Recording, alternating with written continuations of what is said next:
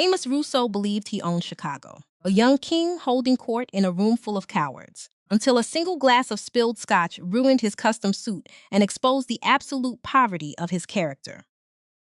Blinded by unchecked arrogance, he chose to publicly humiliate a quiet girl in a cheap dress, calling her trash and dragging her dignity into the mud.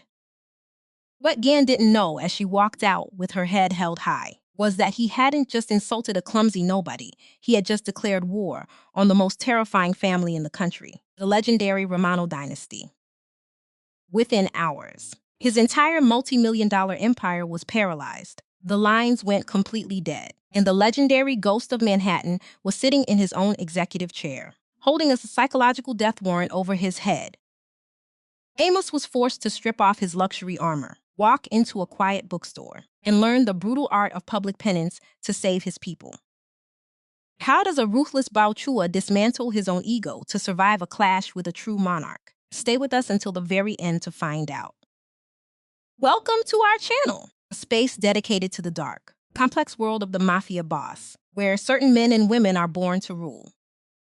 This channel doesn't just tell crime stories. We explore the raw mindset, the unyielding grit, and the deep, silent secrets behind true authority lessons that the real world will never teach you.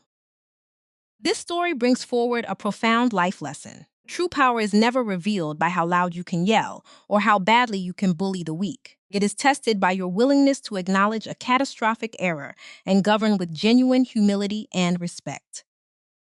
If you are ready to master the strategy of the underworld, hit that like button, drop your thoughts in the comments, share this video, and subscribe to join our circle. The air inside the Gold Coast room of the Drake Hotel tasted of old money, expensive caviar, and carefully concealed fear. Was the annual Chicago Harbor Charity Gala, a sparkling facade where the city's legitimate billionaires rubbed shoulders with the men who truly ran the streets. The Grand Ballroom was a masterclass in gilded hypocrisy, illuminated by towering crystal chandeliers that cast a warm, amber glow over the diamond-dripping socialites, corrupt politicians, and undercover cartel bosses who mingled with practiced smiles. To anyone looking from the outside, it was the pinnacle of high society elegance. But to those who understood the delicate mechanics of power in the Midwest, the entire room was merely holding its breath.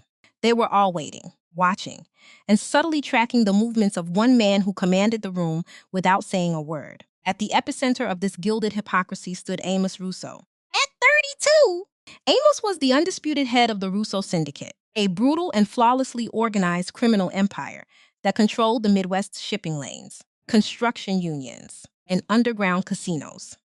To the public, he was the brilliant, sharp-jawed, ice-eyed venture capitalist who graced the covers of prestigious business magazines as the visionary CEO of Russo Logistics. To the men who inhabited the shadows of the underworld, however, he was simply known as the Reaper. Amos was a man who had built his kingdom from the pavement up, surviving the unforgiving streets of the South Side through sheer tactical genius and an ironclad enforcement of discipline. He demanded absolute perfection, absolute loyalty, and above all, absolute respect from everyone who crossed his path. Tonight, Amos stood near a grand, hand-carved ice sculpture, casually nursing a tumbler of Macallan 25, his chilling eyes scanning the crowd with a predatory boredom. A few paces behind him, his loyal right-hand man, Silas Montgomery, stood like an unyielding shadow, his gaze alert and constantly monitoring the perimeter for any signs of disruption. Amos felt an intoxicating sense of absolute control. He had the city by its throat, a young king holding court in a room filled with cowards who wouldn't dare to look him directly in the eyes. Across the expansive room, standing quietly near the heavy, sweeping velvet curtains, was Vivian Sinclair.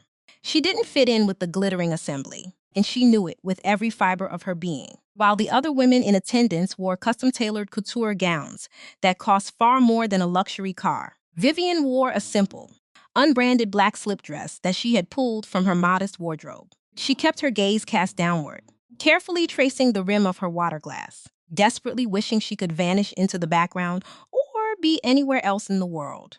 Vivian was only there because her roommate, Chloe, an aspiring journalist looking for a breakthrough story, had begged her to come as a +1 to help spot local politicians in the crowd. Vivian was naturally quiet, a girl who meticulously cultivated an ordinary, invisible life. She spent her days working at a small, independent bookstore in Wicker Park, eating instant ramen, and taking the L train to get around the city. This ordinary existence was exactly how she wanted it, for she abhorred attention and actively hid from anything that could thrust her into the spotlight. She believed that if she just kept her head down, the chaotic world around her would leave her in peace, completely unaware that fate was about to collapse her carefully constructed illusion. The tragedy of the evening began not with a sudden burst of violence, but with a careless, intoxicated laugh. A prominent judge's wife, dripping in extravagant diamonds and heavily impaired by champagne, stumbled backward while laughing loudly at a joke. She crashed hard into Vivian, who was standing completely defenseless near the edge of the walking path. The sudden, violent impact sent Vivian stumbling forward, her heels catching on the thick, intricate weave of the Persian rug beneath her feet. Losing her balance completely, Vivian lunged forward with her arms outstretched, desperately trying to break her fall and grab onto anything stable. In a cruel twist of alignment, she slammed directly into the broad, unyielding chest of Amos Russo. The sound of shattering glass echoed like a sudden gunshot over the gentle, melodious hum of the string quartet. Vivian's water glass had shattered into 100 glittering shards against the hardwood floor. But far worse was the collateral damage of the collision. The force of her fall had knocked the crystal tumbler of Macallan from Amos's hand. 2 ounces of dark, aged amber scotch splashed violently across the lapel of his immaculate, custom-tailored Brioni suit, soaking deep into the expensive fabric and staining the pristine white silk of his shirt beneath. The string music didn't stop, but the conversation in their immediate vicinity died instantly. A heavy, suffocating silence dropped over the surrounding guests like a lead weight. People in the crowd actually took a physical step back, clearing a wide berth around the pair. Everyone in Chicago high society knew the unwritten law of the city. You do not cross Amos Russo, and you certainly do not ruin his clothes or challenge his dignity in public. Vivian gasped, her hands hovering in the air between them as she looked at the disaster she had just caused. Frantic and terrified, she stammered out an apology, explaining that she was pushed and didn't mean to fall. Amos slowly looked down at the dark, ugly amber stain spreading across his chest. His jaw tightened, a muscle feathering furiously in his cheek as his tightly coiled rage threatened to breach his cold exterior. Guy had spent the entire week dealing with incompetent politicians and stalling union bosses, and this clumsy girl had just provided the perfect outlet for his explosive fury. He slowly raised his dark, chilling eyes to look at the trembling girl before him, taking in her cheap dress, her lack of jewelry, and her wide, terrified eyes. In his mind, she was an absolute nobody, perhaps a cater waiter who had wandered off duty or some pathetic charity case brought in purely for optics. When Vivian frantically reached into her small clutch for a napkin to dab at the stain, promising to pay for the cleaning or a complete replacement, Amos caught her wrist midair. His grip was like a steel vise, squeezing hard enough to make her gasp in pain before he hissed for her not to touch him, dropping her arm as if she were diseased. Amos stepped forward, using his imposing height to tower over her as he let out a dark, humorless laugh that made the onlookers shiver. He mocked her offer to pay, asking if she would use the loose change in her pathetic little purse, loudly declaring that his suit was worth more than her entire life. When Vivian, her cheeks flushing a deep, agonizing red, whispered that there was no need to speak to her like that because it was an accident, Amos completely lost his restraint. He raised his voice so the surrounding elite could hear every single word, determined to make a brutal example of her and remind the entire room of the unforgiving social hierarchy. He proclaimed that an accident was a misstep, but this was pure incompetence, shouting that this is what happens when the trash is allowed to walk through the front doors of the Drake instead of the service entrance where it belongs. Whispers erupted through the crowd, and several socialites covered their mouths to hide their cruel smirks. Amos sneered, his gaze sweeping over her simple dress with utter disgust, telling her she looked like she dug it out of a bargain bin and calling her an insignificant, clumsy nobody who couldn't even manage to stand on her own 2 feet without ruining the evening of the people who actually mattered. Hot, burning tears pricked the corners of Vivian's eyes, scorching her skin as her worst nightmare manifested. She had spent her entire life trying to be invisible, and now she was the center of a cruel, public spectacle engineered by the most feared man in the city. When she whispered another cracked apology, Amos cut her off mercilessly, stating that her sorrow was just as worthless as her presence. With a sharp snap of his fingers, two massive security guards materialized from the shadows. Amos commanded them to get the pathetic creature out of his sight, ordering them to throw her out and threatening to hold the hotel management personally responsible if he ever saw her face in Chicago again. The two burly hotel security guards stepped forward, reaching out to grab Vivian's arms to drag her into the streets. But before their fingers could make contact, Vivian spoke. "Don't touch me," she said. The words did not come out as a panicked shriek or a tearful, desperate plea. Instead, they came out with a sudden, startling authority that carried an ironclad weight, causing one of the guards to instantly hesitate in his tracks. In that exact breath, the tremble in her hands completely vanished. The tears that had gathered in her eyes receded, replaced instantly by a cold, flinty hardness that seemed entirely out of place on the face of a frightened bookstore clerk. She straightened her posture, lifting her chin. And suddenly, the simple black dress no longer looked cheap or plain. It looked like unassailable armor. Ignoring the guards entirely, she turned her head and looked directly into Amos Russo's eyes.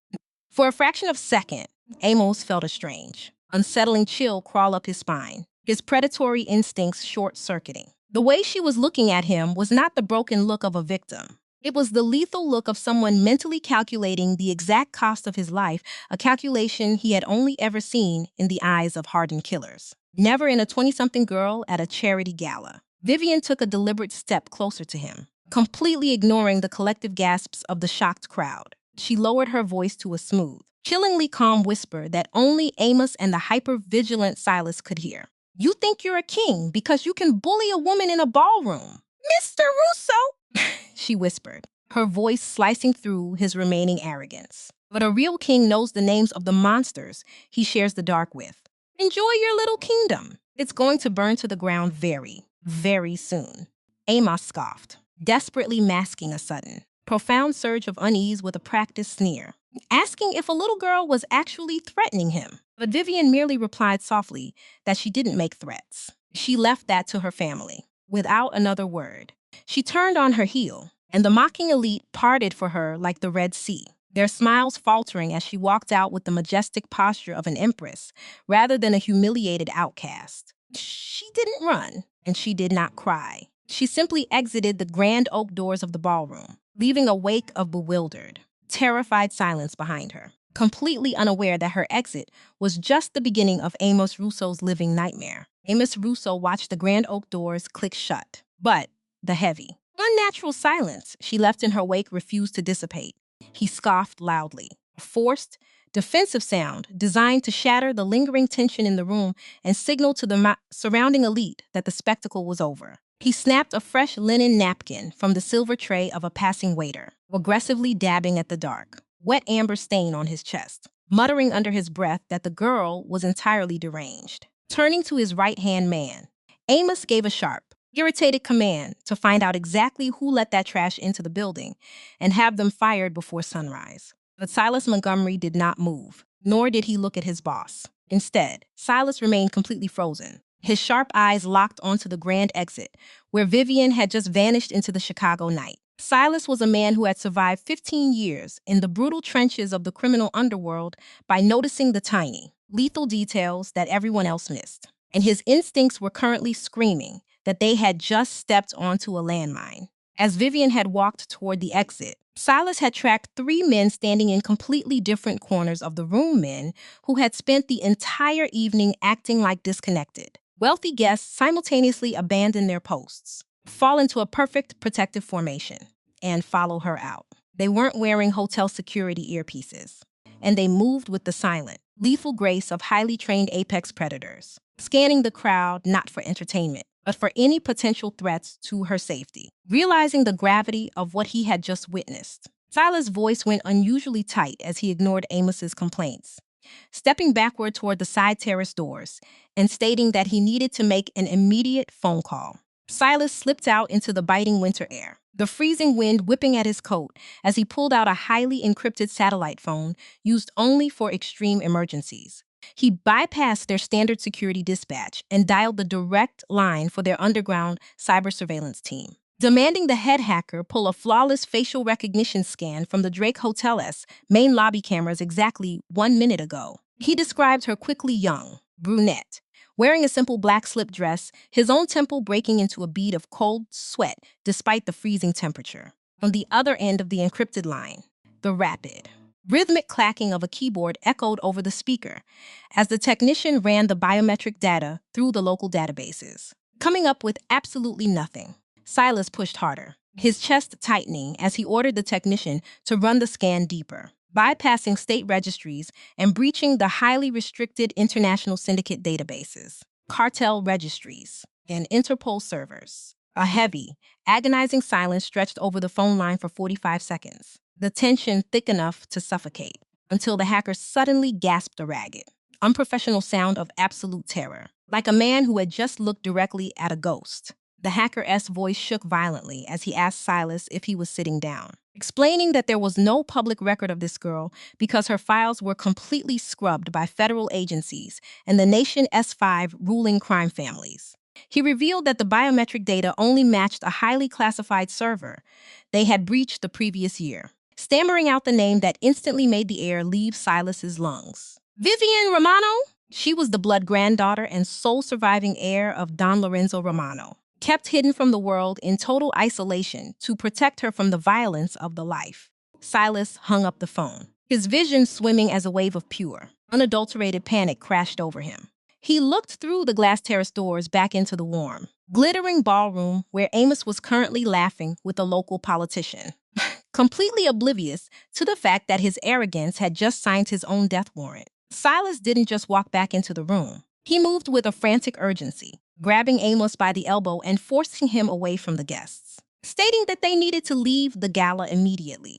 The drive back to the executive penthouse of the Russo Tower was a silent, suffocating blur by the time the private elevator hissed open at 1:00 a.m. The atmospheric pressure inside the penthouse was ready to explode. Amos stripped off his ruined Brioni jacket, tossing it onto a leather chair with disgust, before pouring himself a fresh glass of scotch, demanding to know why Silas was acting like a terrified child over a clumsy nobody from a charity event. Silas, his tie loosened and his face the color of old ash, braced his hands against the mahogany wet bar to steady his trembling frame, shouting back that she wasn't a nobody and revealing her true name. The silence that followed was absolute, erasing the ambient hum of the Chicago skyline below as Amos froze mid-sip, his hand trembling slightly as the name Romano crashed into his consciousness like a physical blow. A cold, sinking dread began to pool in Amos' stomach, spreading like ice water through his veins as Silas laid out the brutal reality of their situation. Don Lorenzo Romano wasn't just another mafia boss. He was a living legend, the feared ghost of Manhattan, who controlled the entire eastern seaboard, including the politicians, the federal judges, and the heavy, deep-water ports. He was a notoriously ruthless, old-school tyrant who had wiped out entire rival syndicates over a single perceived slight. And more importantly, he was the exact man Amos was scheduled to meet in exactly 3 days.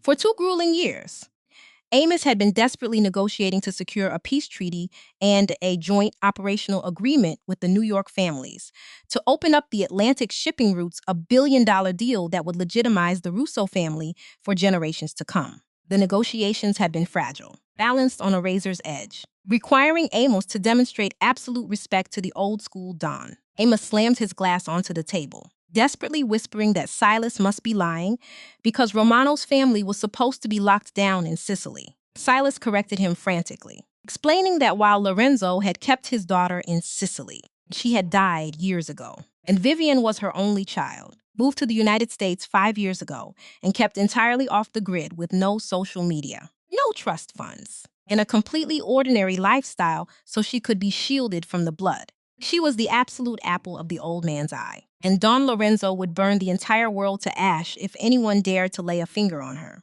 Amos felt physically sick as the memory of the gala replayed in his mind in excruciating, vivid detail. He remembered the tan-nun way he had mocked her, the way he had called the billionaire heiress of the most dangerous criminal empire in North America trash, and the terrifying fact that he had physically grabbed her wrist hard enough to leave a mark before ordering his security to throw her onto the freezing pavement.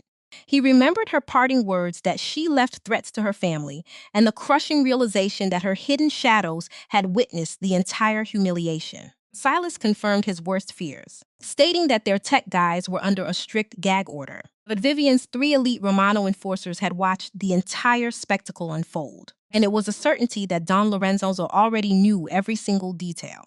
Silas warned him that the only reason they weren't already dead was because the Romano hit squads were likely flying to Chicago at this exact moment. The Empire Amos had spent his entire adult life building from the ground up, suddenly felt like a fragile house of cards. In the criminal underworld, respect was the only currency that truly mattered, and Amos had just publicly bankrupted the pride of the most powerful bloodline in the country in front of 200 witnesses. Desperation took over as Amos sank into the heavy leather chair behind his desk, his mind racing at 1,000,000 miles an hour to find a tactical escape from the trap he had blindly constructed for himself. He ordered Silas to burn through every resource, deploy every tracker on the payroll, and use every encrypted channel to locate Vivian's actual physical address before sunrise, stating that if he couldn't find her to make amends and beg for her forgiveness, the Russo family would cease to exist by tomorrow morning. Silas let out a bitter, exhausted laugh, asking if Amos truly believed a bouquet of roses or a pathetic apology could stop Don Lorenzo from putting a bullet between his eyes after he had publicly crucified his granddaughter. But Amos' eyes only hardened with a frantic, desperate energy, repeating the order because there was no other choice, for the next 5 grueling hours, while the Chicago sky turned the color of bruised iron and began shedding a cold, biting sleet over the city. The Russo Logistics headquarters became a war room of pure panic. Silas tore through encrypted federal databases and burned lifetime favors to trace a girl who technically did not exist on paper. Finally, at 6:15 a.m., Silas slammed a thin manila folder onto Amos's desk, his face haggard and dark circles standing out against his pale skin. He rasped that Vivian worked at an independent shop called the Bellwether Bookshop on Milwaukee Avenue in Wicker Park, living in a second-floor walk-up 3 blocks away under her roommate's name, Chloe Adams, owning absolutely nothing under her own name, riding the public Blue Line train, and selling used paperbacks while her grandfather sat on a $4 billion fortune. Amos stared at the address, finding it completely baffling that a girl with the power to crush cities chose to live like a normal citizen. But he didn't have time to process the irony. Silas informed him that, according to their spotters, Vivian had left her apartment 20 minutes ago to open up the shop alone. But the Romano Praetorian Guard was already out there, with 2 black SUVs carrying military-grade encrypted plates parked discreetly at opposite ends of the block. Silas explicitly warned him that if he went down there with an entourage of armed guards, the Romano snipers would view it as an immediate act of war and gun them down in the middle of the street. Amos stood up, having already stripped off his tailored tuxedo hours ago, changing instead into a simple dark cashmere sweater and an unassuming black overcoat, stating that he was going entirely alone. He knew he couldn't walk into that bookstore looking like an arrogant mafia boss. He needed to look like a man begging for his life, because essentially, he was. Silas stepped into his path one last time, warning him that he couldn't intimidate or buy a girl like Vivian, and that if he offered her money, she would laugh. And if he threatened her, the snipers would take his head off before he could blink. Amos looked at his oldest friend, the harsh, unforgiving reality settling heavily on his shoulders as he muttered that he knew exactly what he had to do. He had to go there, eat dirt, and pray to God that Vivian Romano possessed a far better heart than her legendary grandfather. The drive from the corporate penthouse of the Russo Tower to Wicker Park was an exercise in pure agony, a slow and agonizingly agonizing crawl through streets made slick and treacherous by the freezing, biting winter sleet. Sitting behind the wheel of a completely nondescript Audi, a vehicle chosen specifically to blend into the early morning traffic and avoid drawing the lethal attention of the Romano security detail, Amos Russo felt his mind moving at 1,000,000 miles an hour as he tried to process the sheer gravity of his impending ruin. The heavy, suffocating silence inside the vehicle was punctuated only by the rhythmic, steady slap of the windshield wipers, cutting through the freezing rain. A sound that felt to Amos like a ticking clock, counting down the final remaining hours of his empire, his legacy, and his life. He looked down at his own hands, gripping the steering wheel so tightly that his knuckles turned white, and realized with a sudden jolt of dark humor that the powerful, untouchable kingpin of Chicago was now reduced to a desperate man traveling through his own territory, under a cloak of absolute secrecy just to beg a 24-year-old girl for his survival. Every landmark he passed along the slick roads, the high-rise developments his syndicate protected, the unions his logistics company dictated, the warehouses that processed millions of dollars in illicit goods suddenly felt like ghosts of a life he was about to lose. A vast, complex house of cards that was entirely dependent on whether a quiet bookstore clerk decided to show him mercy. He parked the vehicle exactly 2 blocks away from Milwaukee Avenue, pulling the heavy wool collar of his unassuming black overcoat up against the freezing wind to shield his face from the elements and the watchful eyes of any hidden spotters as he stepped onto the icy sidewalk, walking those final blocks, with the freezing sleet biting mercilessly at his exposed skin. Amos could feel the heavy, invisible weight of the Romano surveillance apparatus settling over him.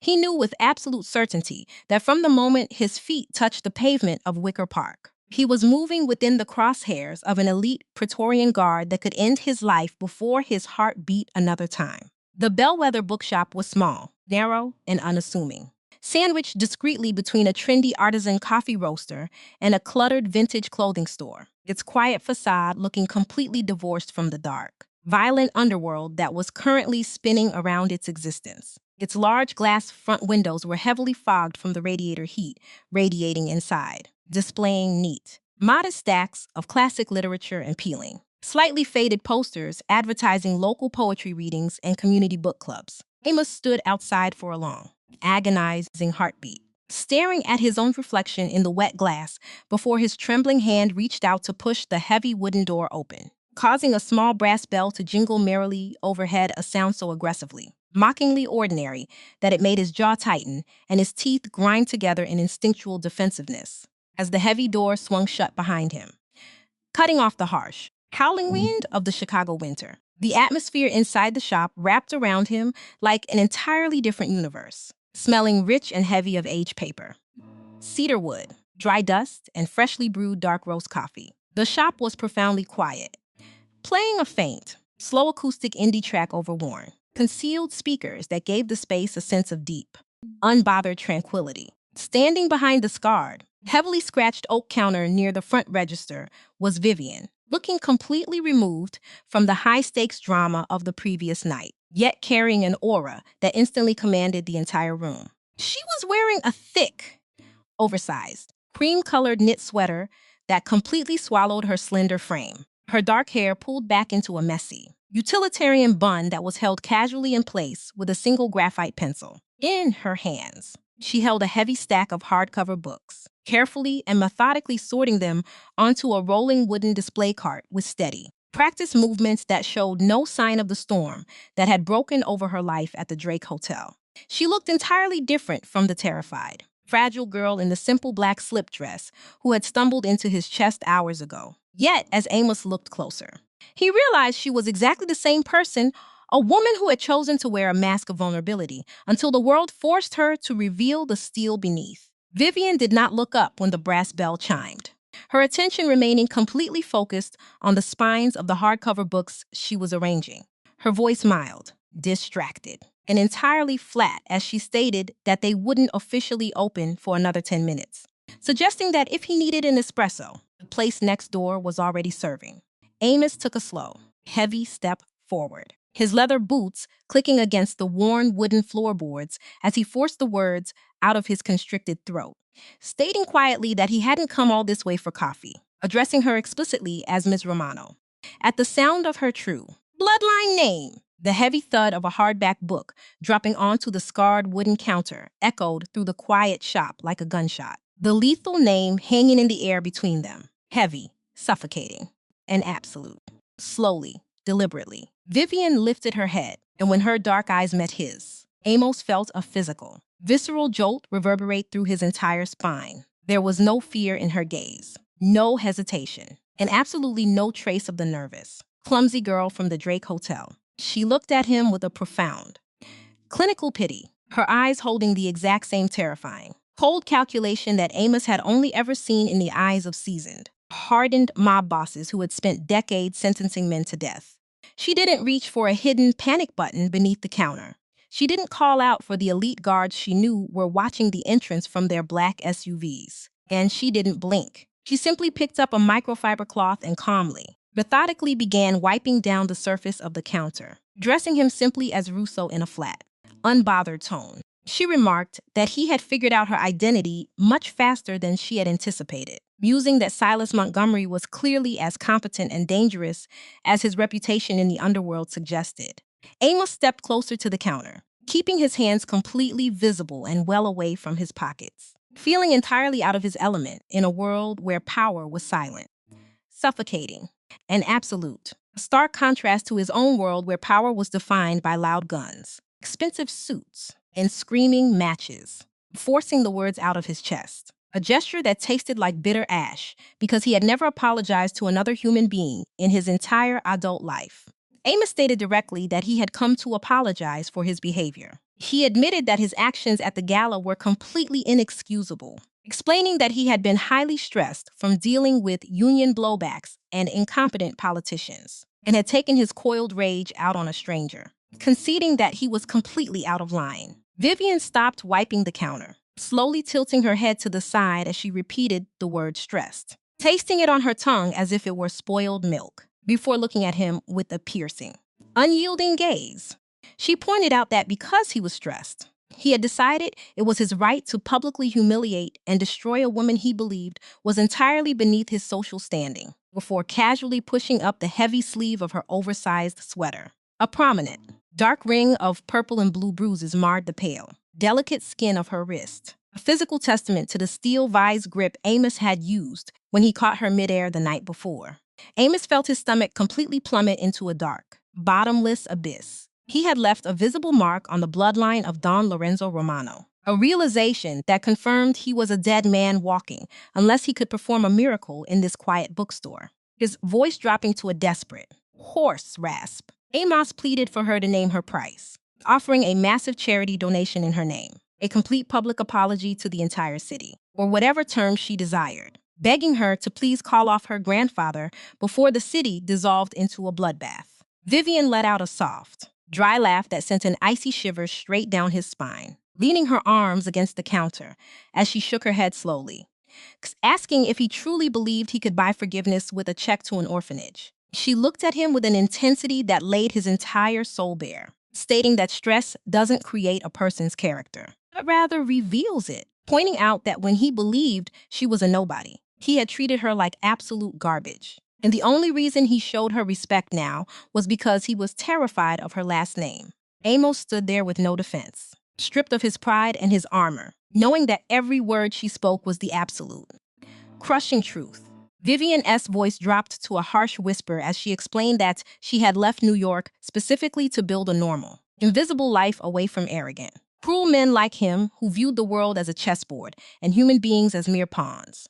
Amos gripped the edge of the counter, desperately pleading that he would fix it, promising to scrub the security footage, silence every witness, and ensure no one ever spoke of the incident again. But Vivian simply looked at him, her dark eyes dropping to the antique grandfather clock ticking away in the corner of the shop, and replied with a chilling, absolute finality that he couldn't fix it because he was already too late, as the color drained entirely from Amos's face. She whispered that her grandfather hadn't waited for a phone call from her. His security detail had reported the humiliation at exactly 11:30 p.m. the previous night, and Don Lorenzo's private jet had landed at Chicago O'Hare 45 minutes ago, coming not for a peace treaty, but to hunt down the man who had bruised his blood. The drive back to the corporate penthouse of the Russo Tower was a frantic, adrenaline-fueled blur, a waking nightmare where the slick, slush-covered streets of Chicago became a high-stakes obstacle course. Amos Russo drove like a man possessed, breaking every traffic law in the city as his Audi tore through the freezing winter sleet, his hands gripping the steering wheel with a white-knuckled desperation. He repeatedly dialed Silas Montgomery, but the call bypassed the network entirely and went straight to a cold, encrypted voicemail. He dialed his head of tactical security, then his secondary port supervisor. But each attempt was met with nothing but an ominous, echoing dead air. Panic, a cold and unfamiliar companion, clawed violently at his throat as he realized the terrifying scale of what was unfolding. The Russo Syndicate was supposed to be an unassailable fortress, protected by 200 heavily armed men on the payroll, state-of-the-art cyber surveillance, and off-duty police officers guarding every critical property line. It was statistically and operationally impossible for his entire communications network to go dark simultaneously unless the legendary Ghost of Manhattan had actually arrived on his soil and systematically dismantled his empire in the span of a single morning. Amos slammed his car into the underground executive garage of his headquarters, the tires screeching against the concrete as he brought the vehicle to a violent halt.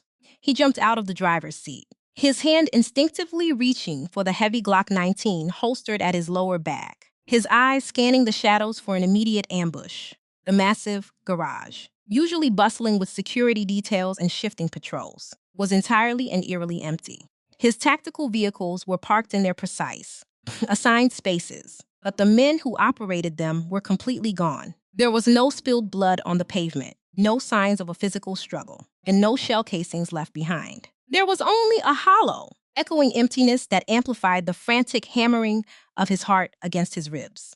He moved toward the private executive elevator, his breath coming in short, ragged gasps as he swiped his biometric access card against the reader. The indicator light flashed a mocking green, and the heavy steel doors slid open with a soft, hydraulic hiss, carrying him upward toward the top floor where his destiny awaited. As the elevator ascended, Amos desperately tried to formulate a logical survival plan, knowing that Don Lorenzo Romano was fiercely old school, a man who demanded blood for blood, but who also respected absolute strength and territorial dominance. Amos resolved that he would offer a massive, unprecedented sacrifice. He would hand over his secret shipping routes, his bank accounts, and a massive percentage of the Chicago docks. He would willingly surrender half of his hard-earned empire if it meant keeping his life and ensuring the survival of his people. The elevator dinged softly, the doors sliding open to reveal the expansive, glass-wall penthouse office that served as the nerve center of his operations. Amos stepped out onto the plush carpet, his hand still hovering near his waist, his eyes instantly tracking the figures occupying the room. The first person he noticed was Silas.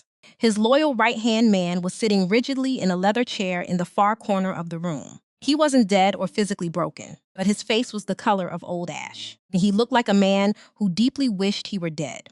3 massive men in flawlessly tailored Italian suits stood directly behind Silas' chair, their hands resting casually over the lapels of their jackets. They didn't even bother to look at Amos as he entered, displaying a terrifying, ironclad discipline that made their lethal nature explicitly clear. The second thing Amos noticed, the sight that caused his entire body to freeze in absolute terror, was the man sitting calmly behind his mahogany executive desk. Don Lorenzo Romano did not look like a bloodthirsty monster or a savage crime lord. He looked like an aristocratic, wealthy European grandfather, at 72 years old. He possessed a thick, magnificent mane of silver hair and wore a bespoke, 3-piece charcoal suit that fit his frame with an agonizing, elegant perfection. A vintage gold Patek Philippe watch caught the dim morning light as he slowly, methodically stirred a delicate cup of espresso. He looked utterly relaxed and unbothered, a rightful king resting comfortably on a newly conquered throne. Beside him stood Matteo, Lorenzo's infamous, legendary enforcer, a shadow of a man rumored to have dismantled an entire Colombian cartel faction with a single strike team. Matteo S. dead. Shark-like eyes tracked Amos's every micro-movement with absolute focus. Amos Russo, Lorenzo said, his voice a rich, gravelly baritone that was lightly dusted with a heavy Sicilian accent. He didn't raise his voice or exhibit a single trace of anger, but the profound quietness of his tone carried an absolute authority that demanded immediate, unconditional obedience from everyone in the room. Don Lorenzo, Amos replied, his voice shaking slightly as he forced himself to remain steady under the old man's gaze. He slowly raised his hands to chest level, showing they were completely empty, and deliberately stepped away from his holstered weapon as he took a hesitant step forward into his own stolen office. He stammered that he wasn't expecting the Don until Tuesday, trying desperately to regain control of the room. Lorenzo took a slow, deliberate sip of his espresso, grimacing slightly as he set the cup down. remarking smoothly that plans change and noting that the coffee was incredibly bitter, much like the hospitality he had received in Chicago.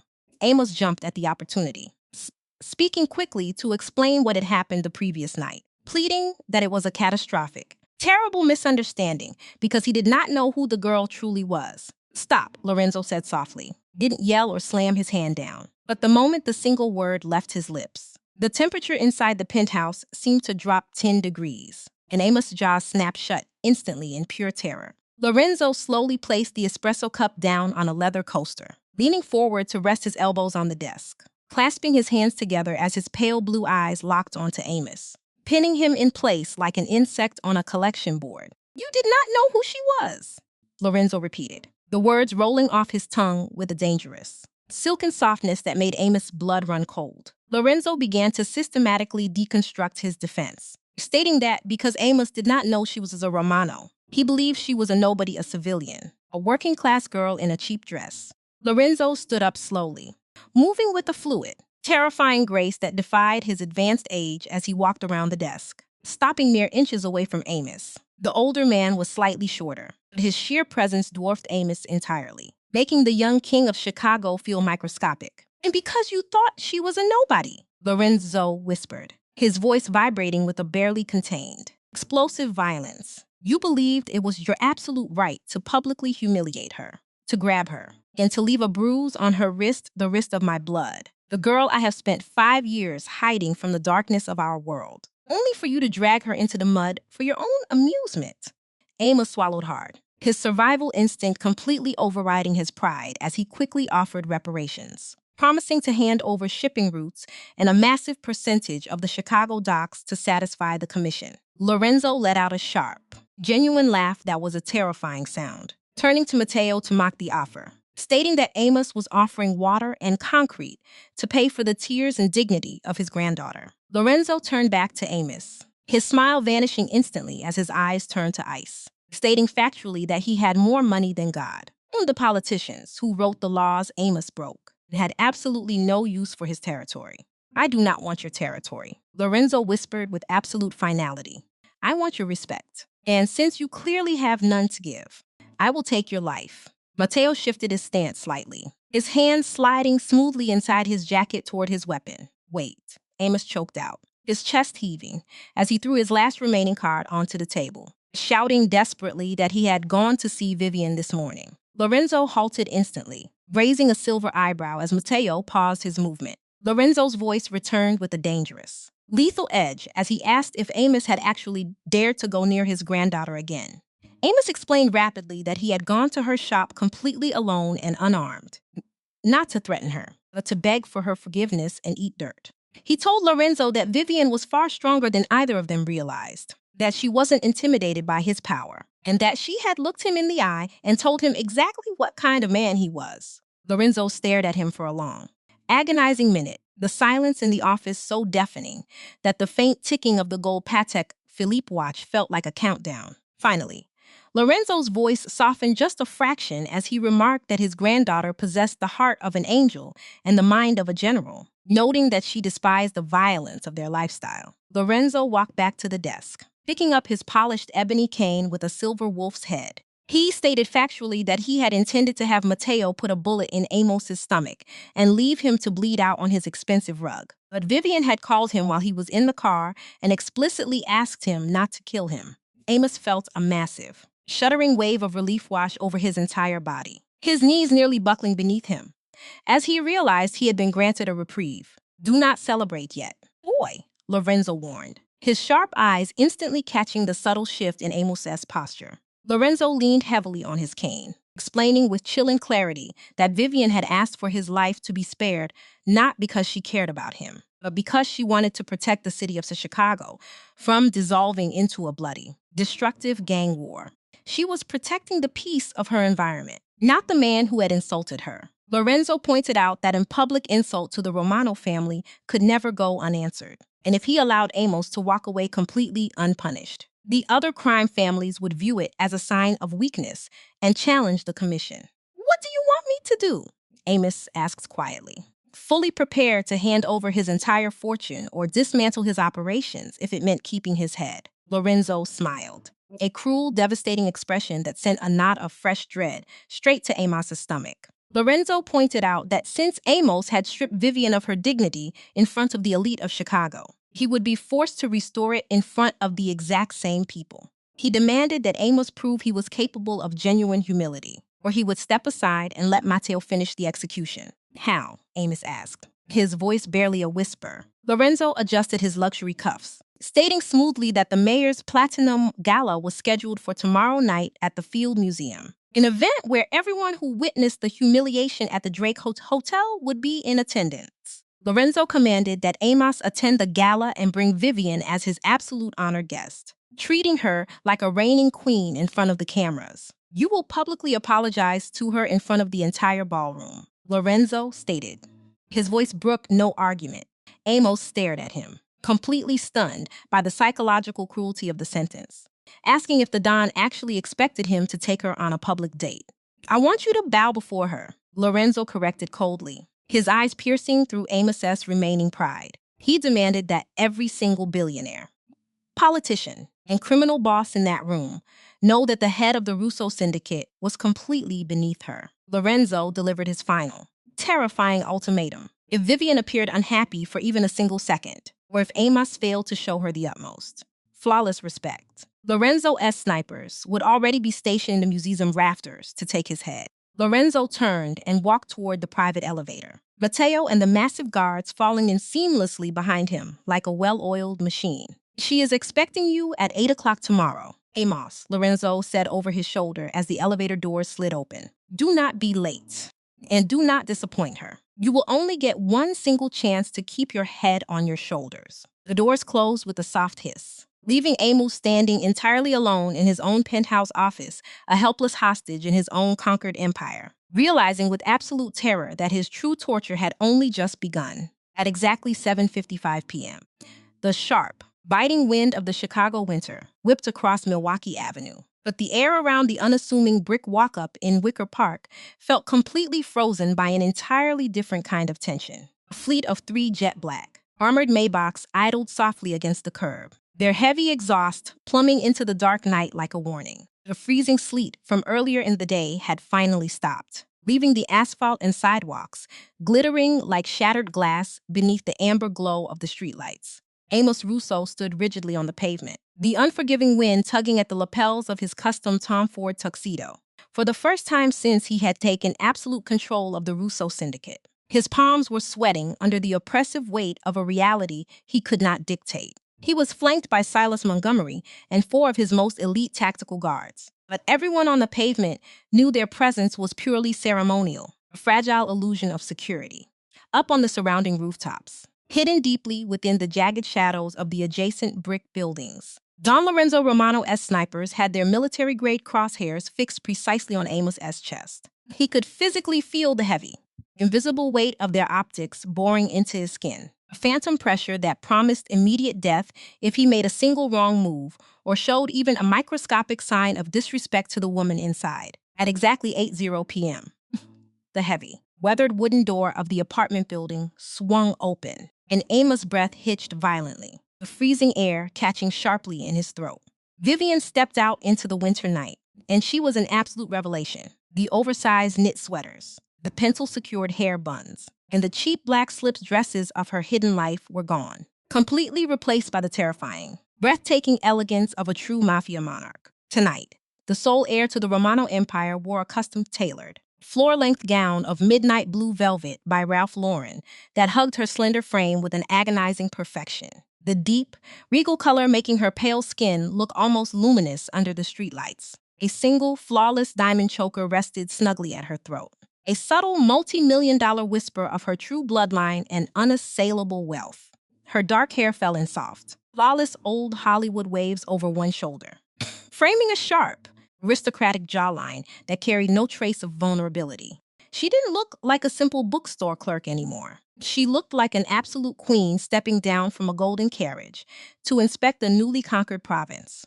Amos moved forward automatically, his movements rigid but deeply respectful as he opened the heavy rear door of the center Maybach, bowing his head slightly as he murmured that she looked absolutely stunning. Vivian paused by the door, her dark, clinical eyes sweeping over his immaculate tuxedo and the tense, petrified posture of his elite guards before offering him a cold, razor-sharp smile that did not even begin to reach her eyes. You clean up nicely when there's a gun pointed directly at your head.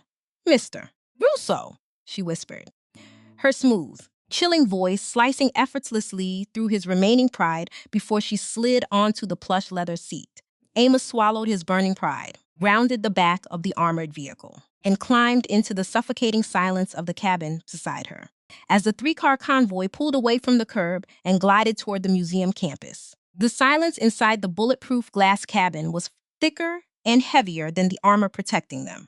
Amos kept his voice carefully modulated and low, acutely aware that Don Lorenzo had undoubtedly planted audio bugs within the luxury vehicle to monitor his every breath. He began to review the tactical layout of the evening, explaining that the mayor's platinum gala was highly publicized and that the press would be waiting at the entrance of Stanley Field Hall. He outlined his plan, stating that he would escort her directly to the head table. And during the mayor's traditional opening toast, he would formally request the floor. Vivian kept her head turned toward the window, watching the passing city lights of Chicago with an unbothered, entirely relaxed composure that showed she was completely unfazed by the gravity of the high society evening. Without turning her gaze back to him, she asked smoothly what he intended to say to the crowd. Amos looked down at his lapels, his voice dropping to a gravelly, honest murmur as he stated that he would tell them the absolute truth.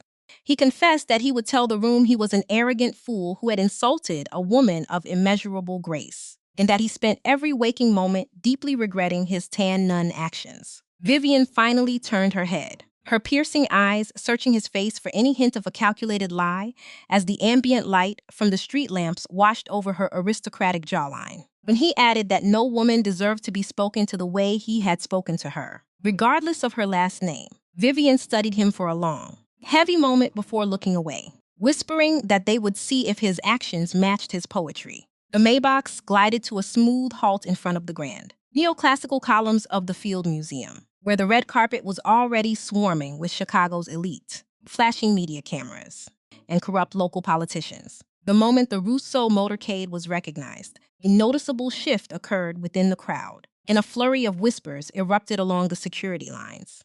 Amos stepped out of the vehicle first, ignoring the blinding flash of the paparazzi bulbs as he turned and offered his hand to Vivian with the utmost reverence.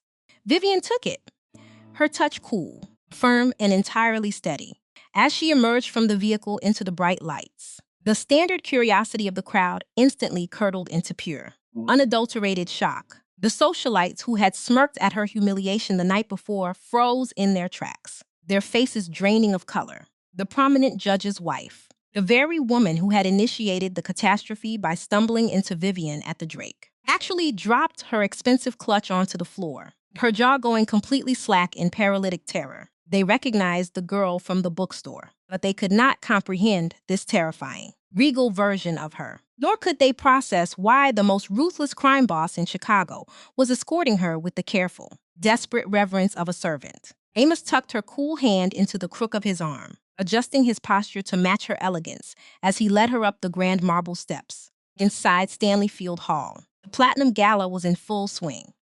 The massive, echoing space dominated by the towering skeleton of Maximo the Titanosaur. The exact moment Amos and Vivian descended the grand staircase together, the string quartet might as well have stopped playing entirely. The entire room went dead silent, hundreds of wealthy eyes locking onto the pair with a suffocating intensity. Amos felt a sharp muscle twitch furiously in his jaw. He absolutely hated being vulnerable, and he hated being stared at by people he considered beneath him. But he could feel the phantom crosshairs of Lorenzo's snipers burning against the back of his neck. And more surprisingly, he felt the steady, unwavering warmth of Vivian's hand resting on his arm. She wasn't trembling even a microscopic fraction. She owned the room without speaking a single word.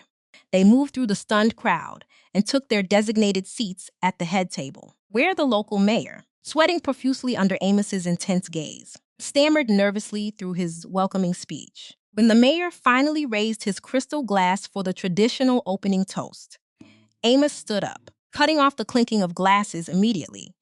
As a heavy silence dropped over the hall, Amos stepped up to the microphone, adjusting it with a steady, practiced hand as he looked out over the sea of billionaires. federal judges, and undercover cartel bosses. Then, turning his intense gaze directly toward Vivian, his voice boomed through the massive hall, resonant and commanding, yet laced with a bitter, profound humility that no one in Chicago had ever heard from him. Last night, at a similar gathering, I made a grave, unforgivable error, Amos declared, his words slicing through the absolute quiet of the museum. He confessed openly that he had allowed his own arrogance and volatile temper to blind him to the grace of the people around him, causing whispers to erupt through the crowd like wildfire. Everyone in the underworld knew that Amos Russo did not apologize, he destroyed.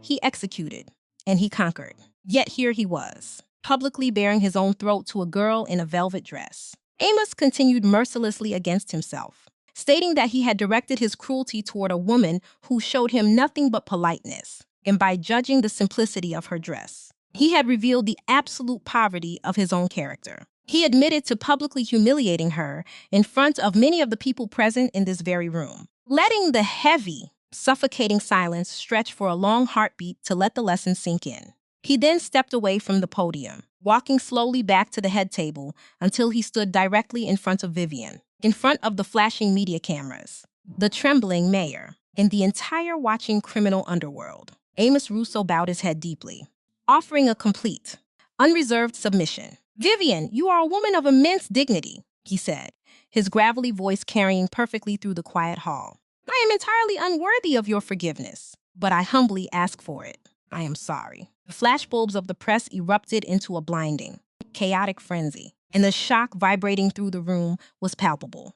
Amos had just completely surrendered his crown and his fearsome reputation to an unknown bookstore clerk. Vivian looked up at his bowed head, and for a fraction of a second, the chilling ice in her dark eyes melted away. She saw the tremendous, permanent cost of what he had just done. In their unforgiving world, reputation was a man's only armor, and Amos had just stripped his own armor off and handed it directly to her as a token of genuine remorse.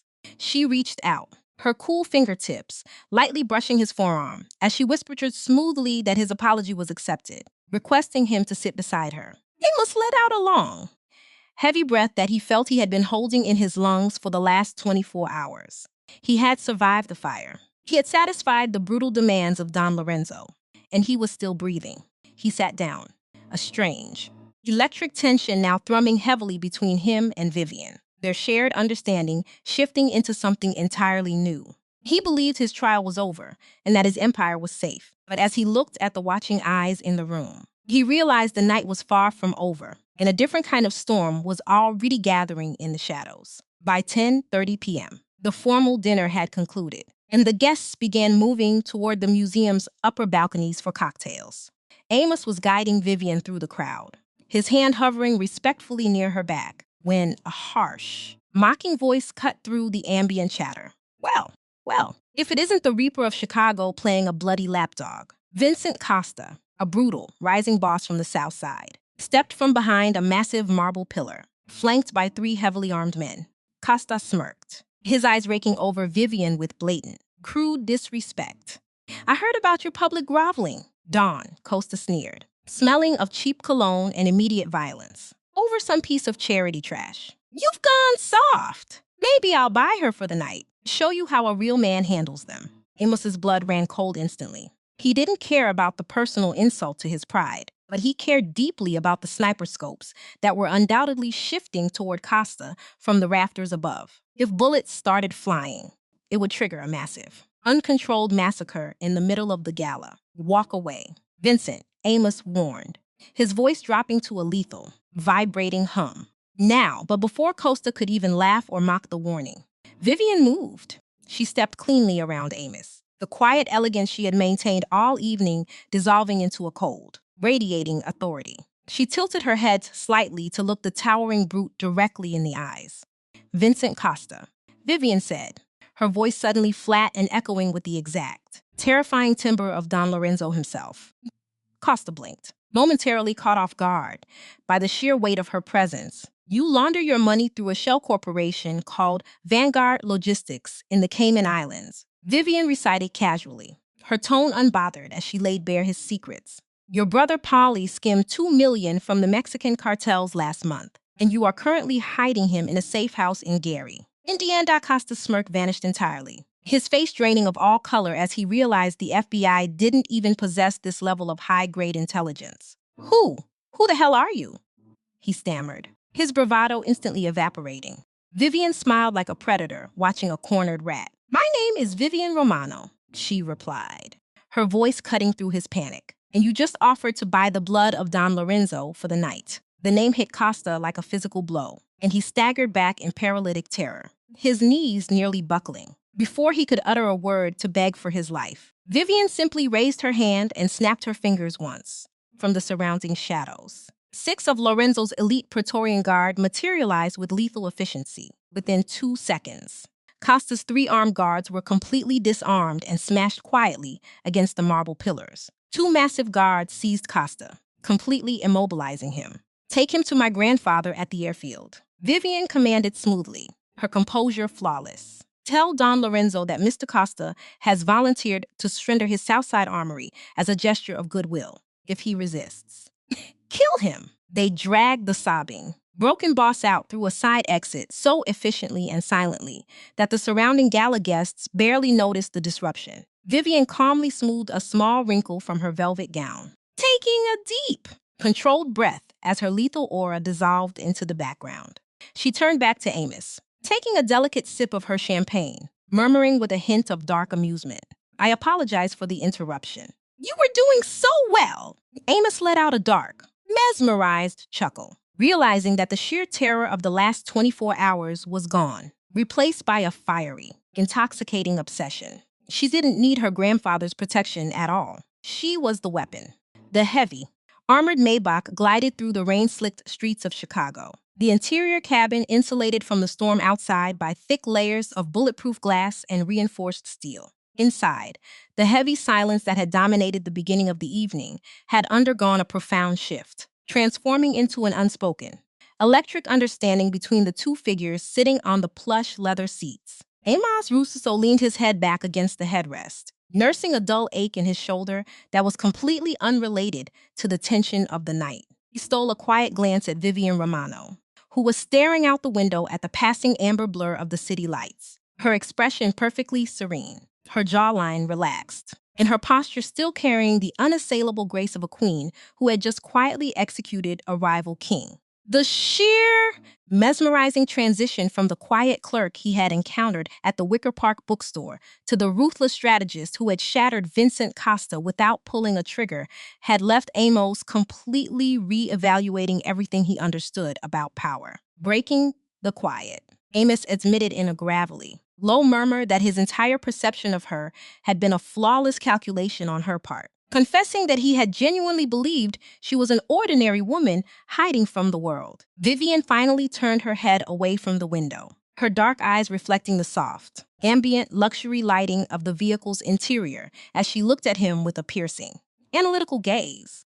She explained softly that she had not built her life in Wicker Park as a deception or a tactical game to lure out arrogant men.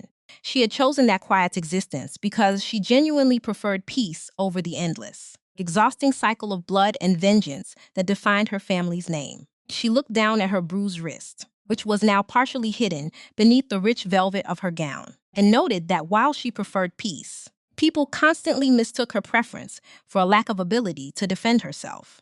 Amos nodded slowly, a genuine, self-deprecating smile touching his lips as he remarked that he had been the first fool to make that mistake, promising her that he would never underestimate her mind or her bloodline again.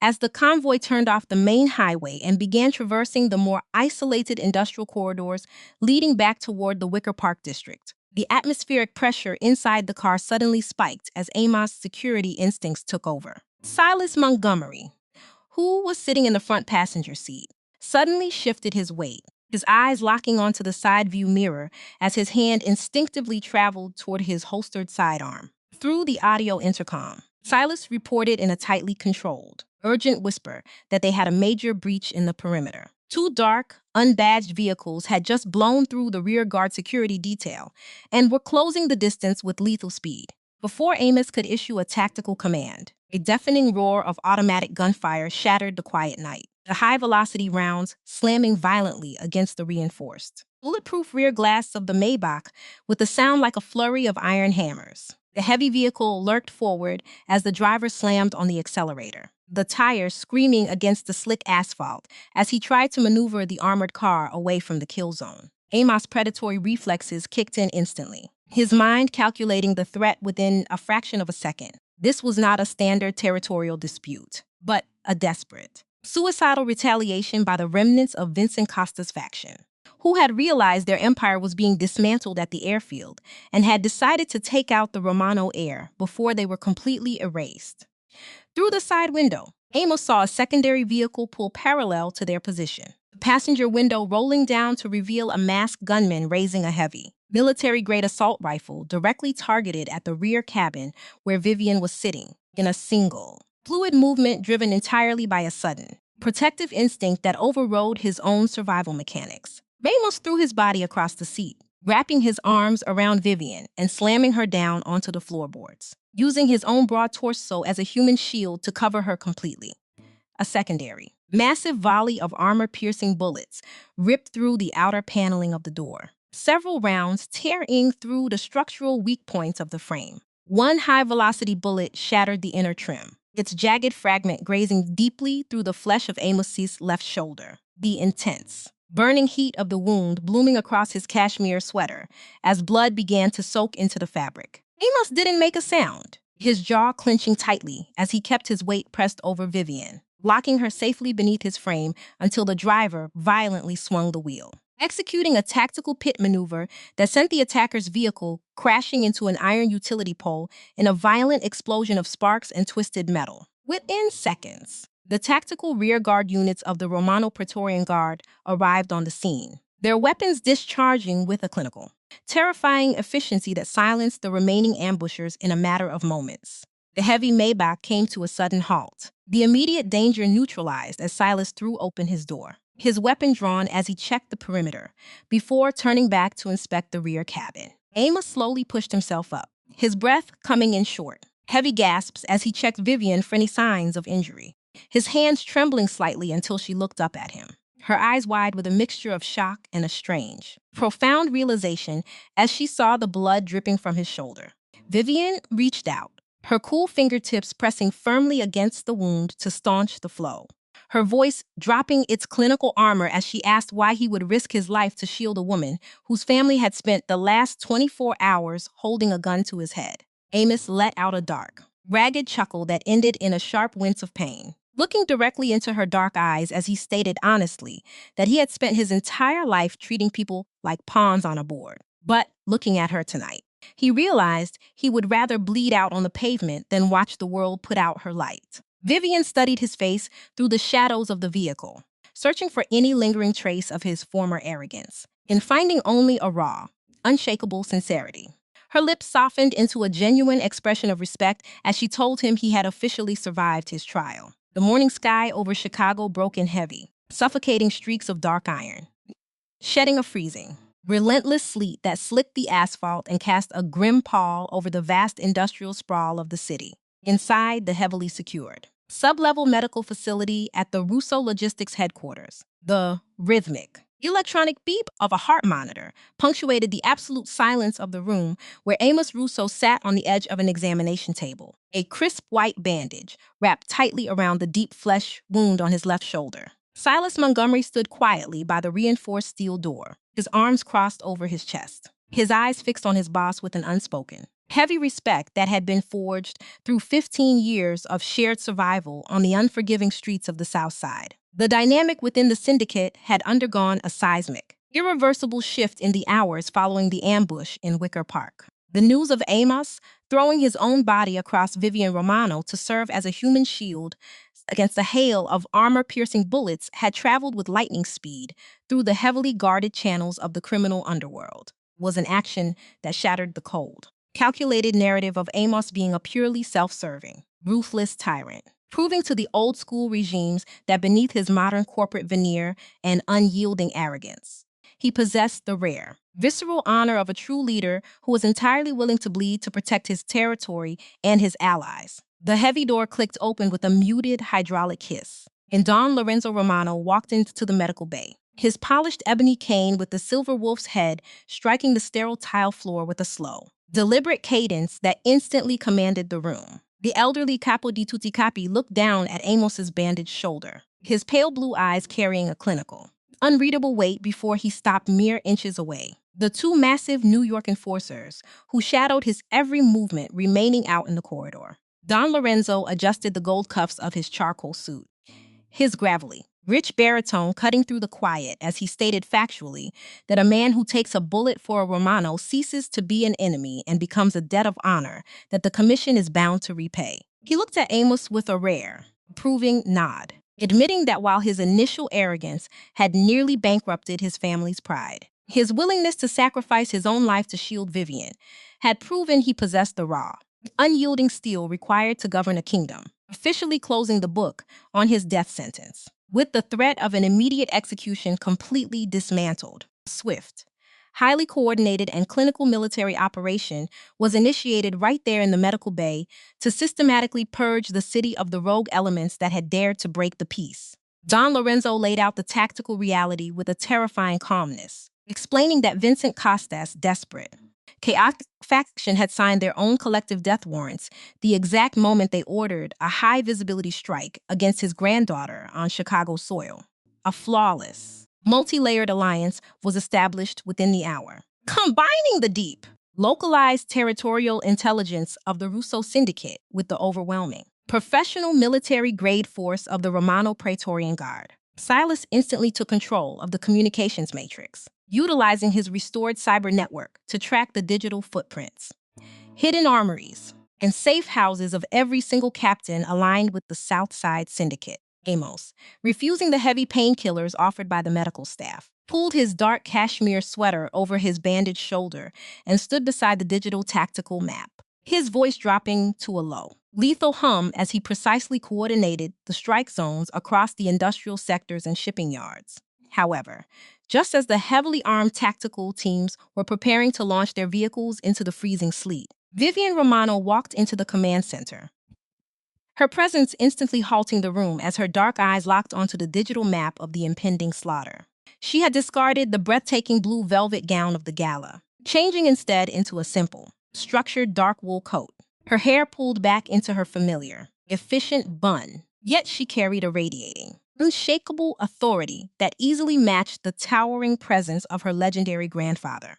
Moving directly to the center of the table, Vivian did not plead or speak with the panicked emotion of a civilian. Instead, she laid her hands flat against the mahogany surface and demanded a complete restructuring of the rules of engagement for the coming purge. Vivian looked directly at Amos and her grandfather, her voice smooth, chillingly calm, and entirely unyielding as she stated that she would not allow Chicago to be turned into a mindless, bloody meat grinder that would bring down the wrath of the federal government and destroy innocent lives. She pointed out with a sharp, analytical precision that Vincent Costa's captains were only striking out of a paralytic fear for their own survival, and that if they were offered a rational, definitive alternative to death, they would capitulate without a single shot being fired. She commanded that while the corrupt upper-tier leadership of the Southside faction must be permanently removed from the equation, their low-level foot soldiers, logistics workers, and dock hands must be completely insulated from the violence and offered immediate employment under the expanding banner of Russo Logistics. Furthermore, Vivian laid out a comprehensive strategic plan to establish a multi-million-dollar maritime community fund, funded directly by the seized offshore accounts of the Costa family, designed to provide financial stability, medical care, and educational resources to the impoverished families of the workers who kept the Chicago ports running. Don Lorenzo stared at his granddaughter for a long, silent minute, the gold Patek Philippe watch on his wrist ticking away in the quiet room before a proud, devastating smile touched his old lips. As he remarked to Amos that his granddaughter possesses the compassionate heart of an angel, but the ruthless, flawless mind of a general. Amos looked at Vivian, his chest swelling with a strange, exhilarating pride that completely eclipsed the burning pain in his shoulder, realizing that she was not just reshaping his territory, she was entirely rewriting the philosophy of how a modern empire should be governed. Under Vivian's brilliant, tactical direction, the operation was executed throughout the dark hours of the morning with a surgical, near-silent efficiency. The major Southside armories were bloodlessly seized. The rogue captains were quietly neutralized or exiled, and by the time the freezing sleet began to clear from the Chicago skyline, an absolute, unassailable peace had been established across the entire Midwest, leaving Amos and Vivian standing together at the dawn of an entirely new era. The morning sun finally broke through the heavy, bruised iron clouds of Chicago, casting a sharp, brilliant light over the glistening skyline and the deep, dark waters of Lake Michigan. Inside the newly secured, glass-walled executive boardroom of the Russo Tower, the atmosphere was completely transformed, carrying a calm, measured weight that was a stark contrast to the volatile panic of the previous days. The long, polished mahogany table was covered with pristine leather folders, financial balance sheets, and the official, unassailable documents of the historic Atlantic Shipping Treaty. Don Lorenzo Romano sat at the head of the table, his silver hair catching the morning light as he calmly signed his name to the final pages of the multi-billion-dollar agreement. A vintage gold Patek Philippe watch gleaming on his wrist as he handed the documents over to Amos. The treaty did not just open up the highly coveted Eastern Seaboard and Atlantic maritime routes for Russo logistics. It effectively elevated the Russo syndicate into an unassailable corporate powerhouse that was completely insulated from the traditional, chaotic vulnerabilities of the criminal underworld. However, the most profound evolution in the treaty's architecture was not the massive influx of wealth or territory, but the structural shifting of the entire logistics network into a highly sophisticated, transparent, and completely legitimate corporate operation. This monumental pivot toward an evolutionary, clean business model was the direct result of Vivian Romano's brilliant strategic mind, as she sat directly across from Amos, her dark eyes sharp, focused, and entirely calm as she reviewed the operational guidelines she had meticulously designed. The old philosophy of ruling through mindless terror and violent intimidation had been permanently discarded, replaced by a sophisticated integration of intellectual supremacy and unassailable economic control.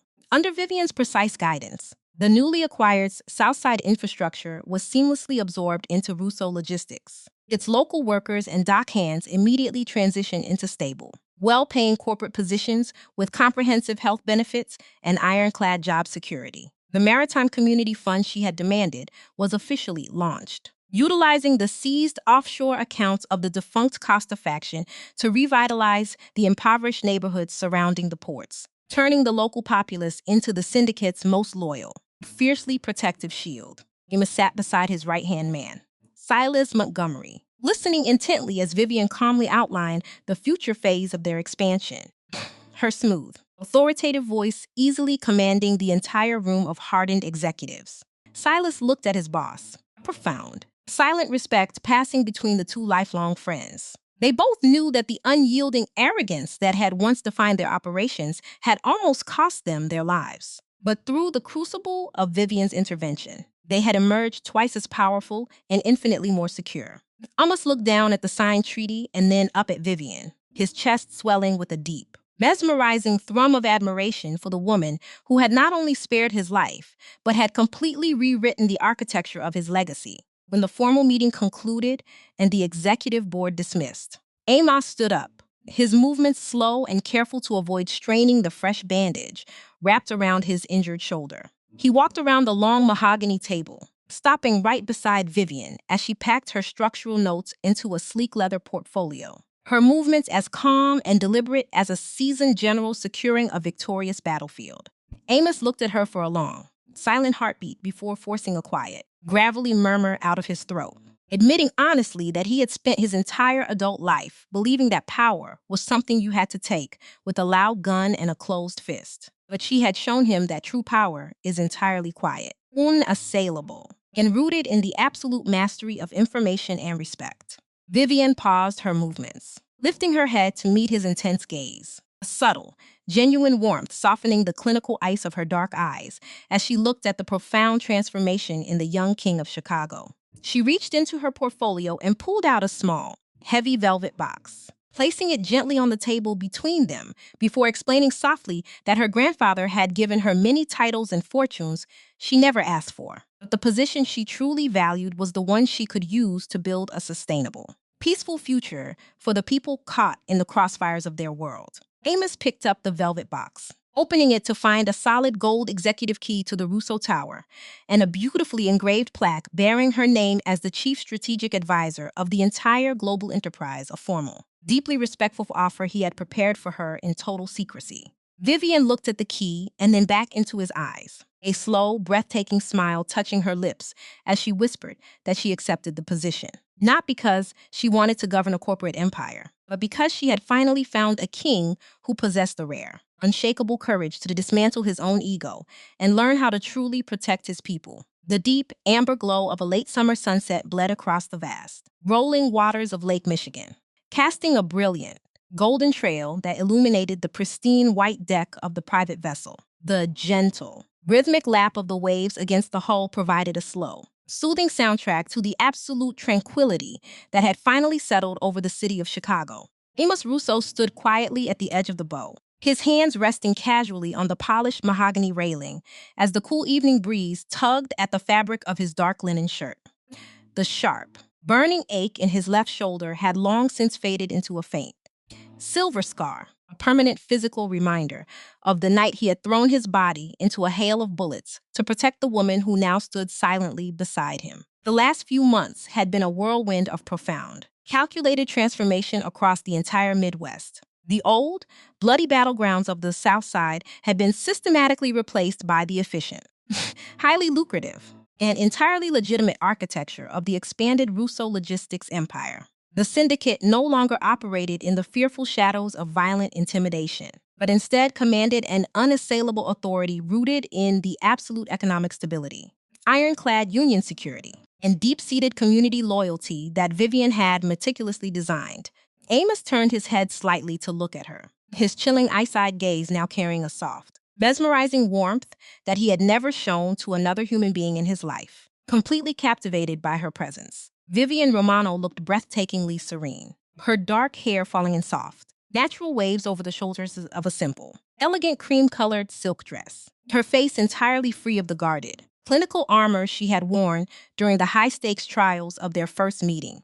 She held a delicate crystal glass of white wine in her hand, her expression peaceful yet radiating the unyielding, quiet intelligence of a general who had successfully orchestrated an absolute, enduring peace. Amos shifted his weight, closing the small distance between them until his shoulder brushed against hers, his voice dropping to a low, gravelly murmur as he confessed honestly that he had spent his entire life believing a king's crown was forged out of the fear he could instill in his enemies.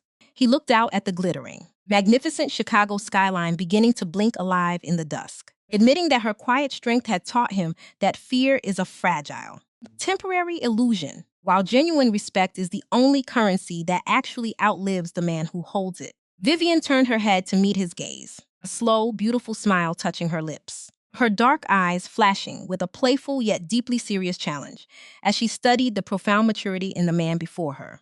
She pointed out smoothly that he had not just survived the trial of her grandfather's wrath, but had possessed the rare, unshakable courage to completely dismantle his own volatile ego, proving to the entire commission that he was capable of evolving into a true, visionary leader.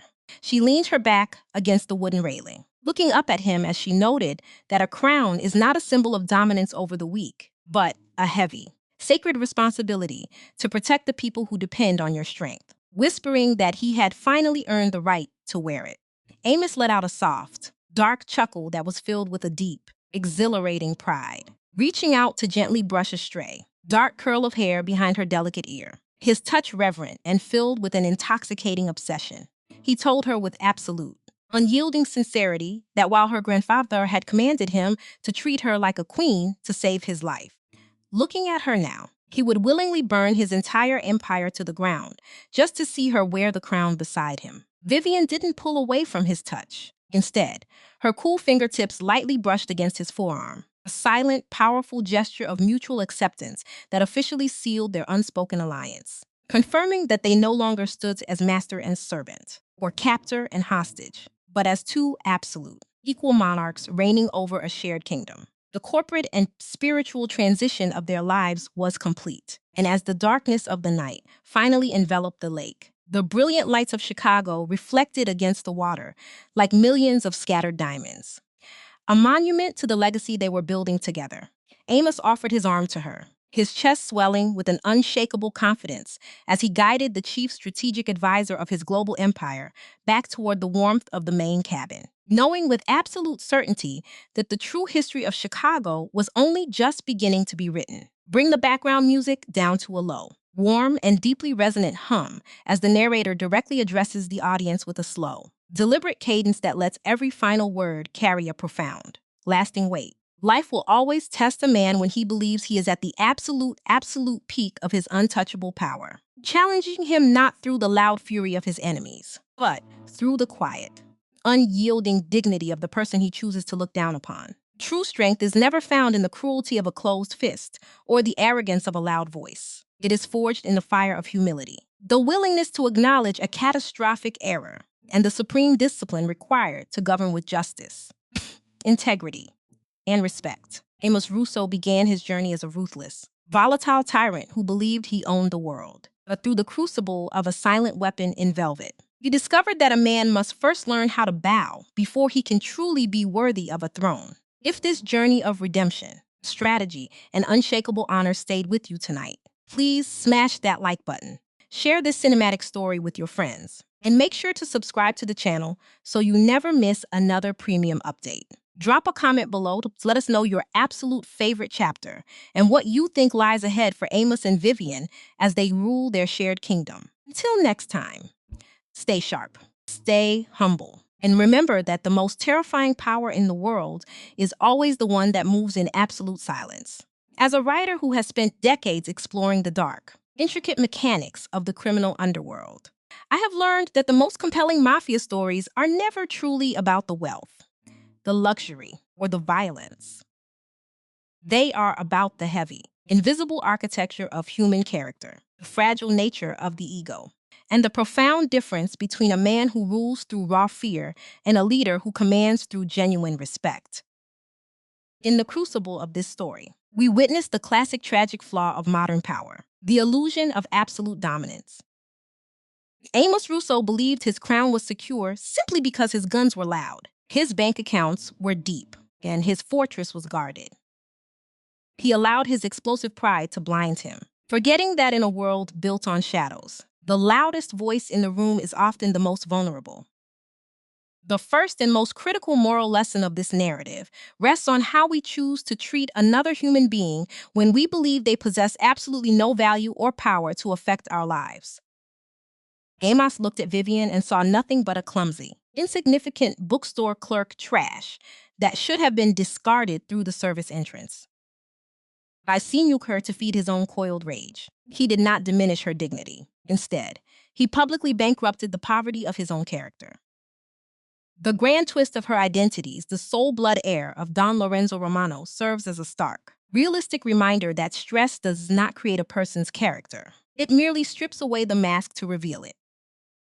True authority does not require a uniform, a bespoke suit, or a roaring weapon to prove its existence. Vivian proved that the ultimate weapon in the modern world is intellectual supremacy, emotional discipline, and the absolute control of high-grade information.